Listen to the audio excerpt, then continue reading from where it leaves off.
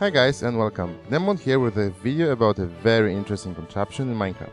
Ghost block drawbridge. The coolest bridge in Minecraft. There's a lot to explain here, but let us first see it in action. So we have here a rather compact circuit for what it produces, and when I flick this lever here, the bridge will start to form.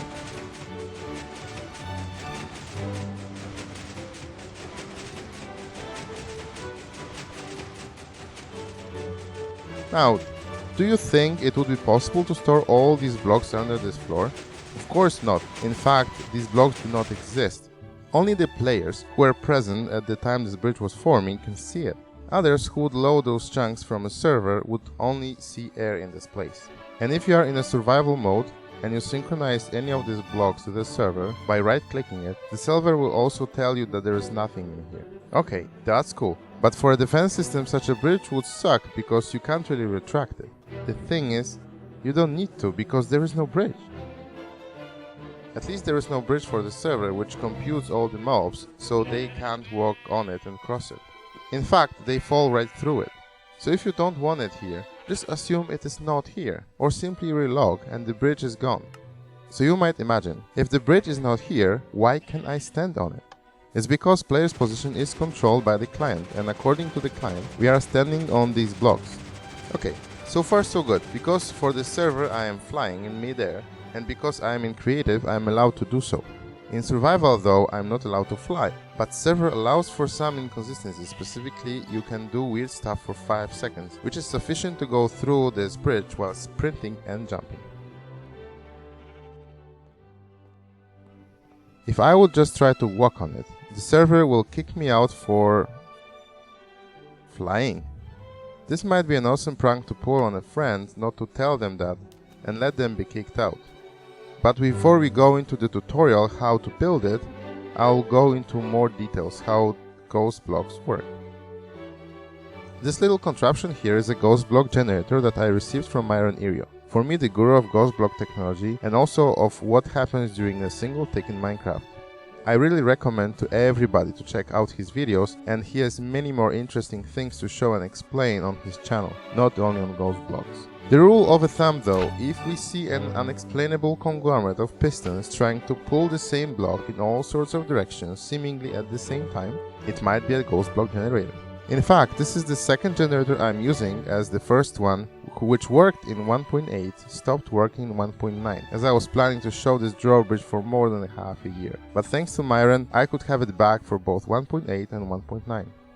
Yep, unfortunately ghost blocks are a manifestation of a bug in the game, and this is not an intended feature, but this is one of these bugs that I would wish they stay in the game, as they are not cheaty like bedrock breaking, villages stacking or item duplication bugs.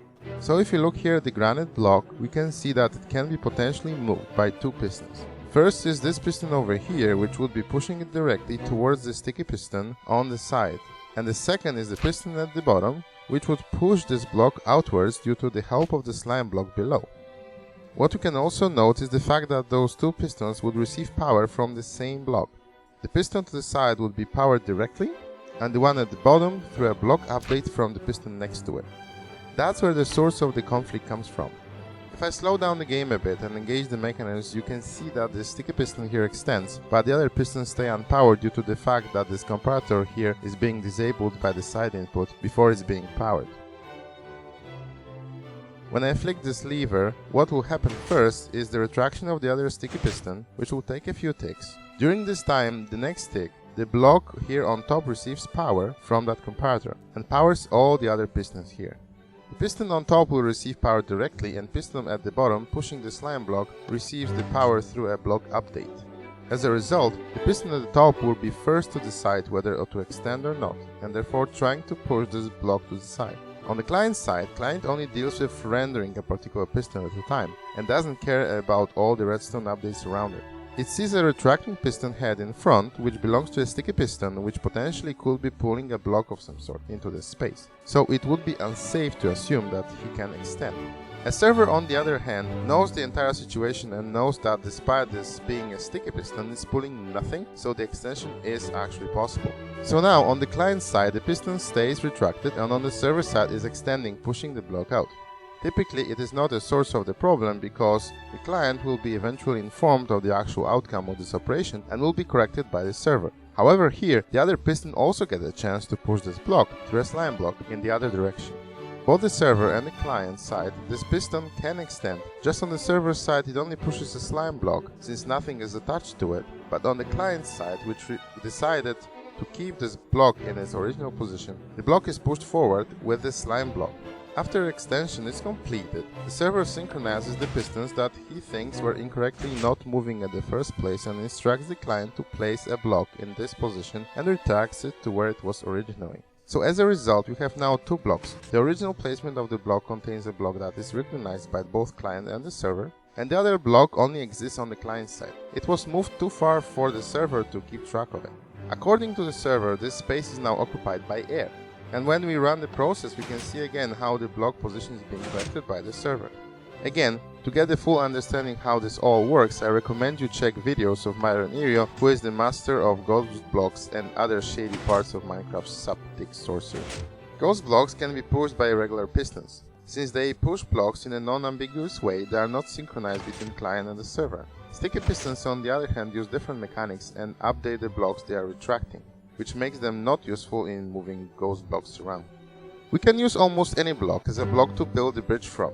Some useful ideas include using precious blocks like diamond blocks to show others your fake wealth.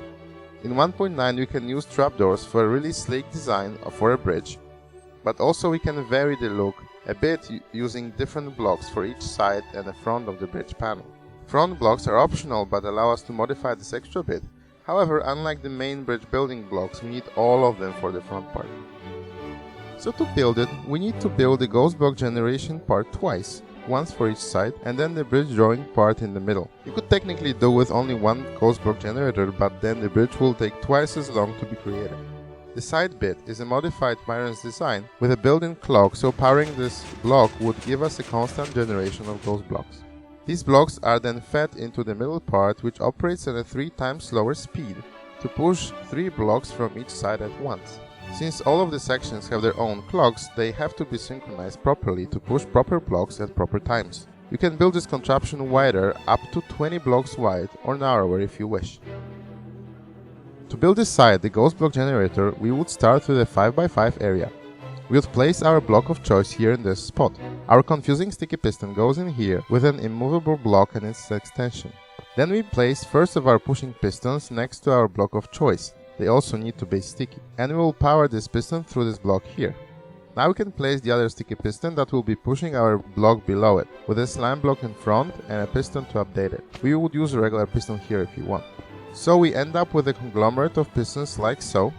Now for the circuitry, we would power the piston at the end directly with the dust going around like so. Then power the block that powers the pistons through a comparator, set to subtract with a repeater in front of it, set to default position. Now for the clock circuit. We need a comparator 2 blocks away from the other one, also set to subtract, dust here, repeater, dust, and a repeater, all on default. So you may note that dust here goes into the other comparator. This is intended. So if we power this comparator clock, we should get a line of those blocks forming. Now for the bridge drawer. We need to go out by 1 from the slime block and place 6 regular pistons facing up, with blocks behind them, with redstone dust on top, and then 6 regular pistons on top of that dust.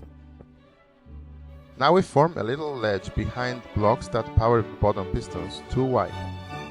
The input goes in here using a repeater into a block,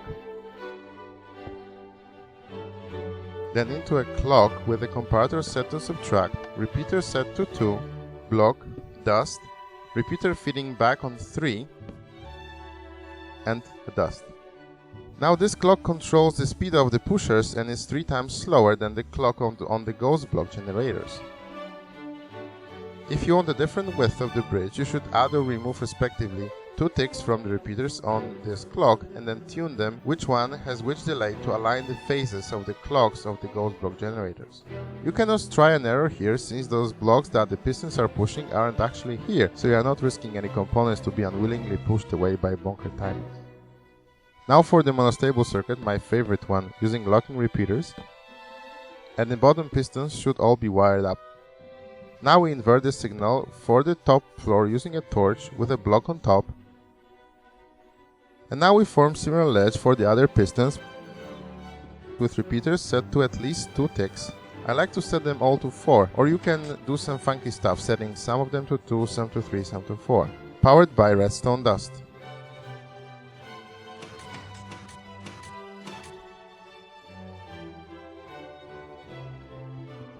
Now to connect those, you would also power the ghost block generator through a repeater, and then I recommend adding another repeater to 4 ticks, otherwise the pushers will push the first old ghost block without the other 2 in the first line. And now we can check that everything should work as expected.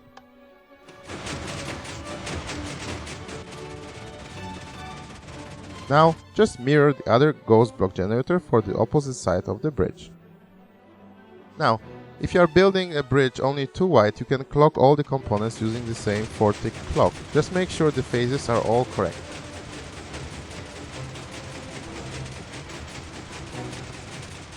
Also, to change the bridge building blocks, go to these locations and replace blocks at the pistons to one you desire.